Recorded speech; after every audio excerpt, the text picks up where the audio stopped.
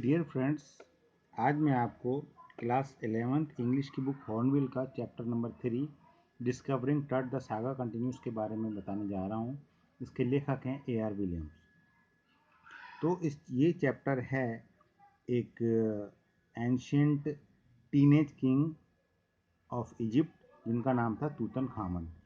इनकी family history ये है, एमेनहोटेप III टट के फादर थे या ग्रैंडफादर थे। उन्होंने लगभग 4 दशकों तक राज्य किया था इजिप्ट में, और वो 18 डायनेस्टी थी उस गोल्डन एज की।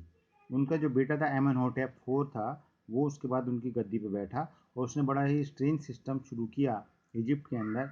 उसने वर्शिप ऑफ एटन शुरू कर दी, जो सन की पूजा शुरू कर दी, द सन डिश। और उसने अपना नाम जो है एखेनाटेन रख लिया, उसका मतलब सर्वेंट ऑफ एटन। और उसने अपनी जो रिलीजियस कैपिटल है ओल्ड सिटी ऑफ थीव्स की जगह पर एखेनाटेन को अपना नया रिलीजियस कैपिटल बना दिया, जिसको आज अमरना के नाम से जाना जाता है। उसने अमन जो गॉड था पुराना, उसके मूर्तियाँ भी तोड़ी और उसके मंदिर भी खराब किए। उसकी डेथ के बाद एक नए रूलर आए, सेमेनखेरे, जो कुछ ही समय तक राज्य किया और ज़्यादा सबूत छोड़े बिना ही वो एक्सपायर हो गए। उसके बाद जो है यंग टूटनखातन को गद्दी पर बैठाया गया, और ऐसा समझा जाता है उनकी एज लगभग 9-10 साल की थी जब वो गद्दी पर बैठे। और बॉय किंग ने अपना नाम तूतनखामन रखा, और उन्होंने पुराना जो गॉड अमन थे उनकी पूजा दोबारा से शुरू कर दी, और जो चेंजेस आए थे वो बदल दिए उन्होंने लगभग 9 साल राज किया और फिर अनएक्सपेक्टेडली वो एक्सपायर हो गए। उनके बारे में बहुत सारे रहस्यमय किस्से कहानियाँ हैं उनकी मम्मी के बारे में। तो एक इंग्लिश आर्कियोलॉजिस्ट ने वैली ऑफ किंग्स में इजिप्ट में उनकी जो टॉम को ढूंढा 1922 में। हॉवार्ड कार्टर जो इंग्लिश आर्कियोलॉजिस्ट ने उसमें पाया, और वो बड़ा ही मुश्किल था उनकी मम्मी को उनके कॉफिन के अंदर से बाहर निकालना, जो गोल्डन का जो कॉफिन था। तो क्योंकि बहुत सारा कीमती पत्थर गहने पहने हुए थे तूतनखामन ने, क्योंकि राजा को पूरे वैभवशाली तरीके से दफनाया जाता था, तो उसने सारी उसकी जो मेन जॉइंट से वहाँ जहाँ पर भी वो गहने थे तोड़कर वो सब निकाल लिए, और उसकी बॉडी को दोबारा से एक वुडन कॉफिन में दोबारा से दफना दिया।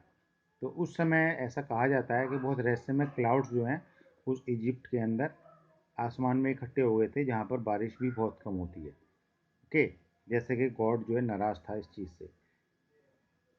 इसके बाद तूतनखामन जो के बारे में इतना जो फेमस किंग था इजिप्ट का, उसके बारे में 1968 में एक एनाटॉमी के प्रोफेसर थे।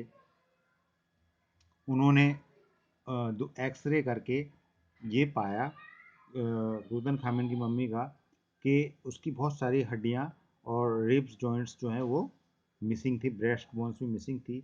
और आज जो डायग्नोस्टिक इमेजिंग की जा सकती है, सीटी स्कैन किए जा सकते हैं, जिससे कि 3 डायमेंशनल बॉडी सामने बनाई जा सकती है, और जो बॉडी का फिजिकल फीचर था वो देखा जा सकता है टोमोग्राफी की हेल्प से।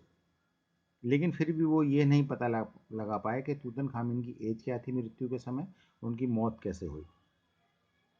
ऐसा कहा जाता है जिस रात जो सीटी स्कैन वर्कमैन जब तूतनखामन की बॉडी को टॉम में वापस ले जा रहे थे, तो वहाँ पर रहस्यमय तरीके से रेत उड़ने लगा।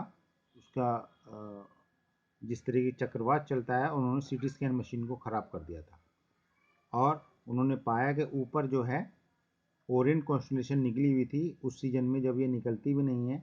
और ऐसा समझा जाता है ओरियंट कॉन्स्टलेशन जो है वो आफ्टर लाइफ के गॉड हैं, और वो शायद तूतनखामन के जो ऊपर से देखकर रक्षा कर रहे थे। ओके, तो आई होप आपको ये समरी समझ आई होगी, और उसके क्वेश्चन आंसर बच्चों आपको करने हैं कॉपी करने। Okay, thank you.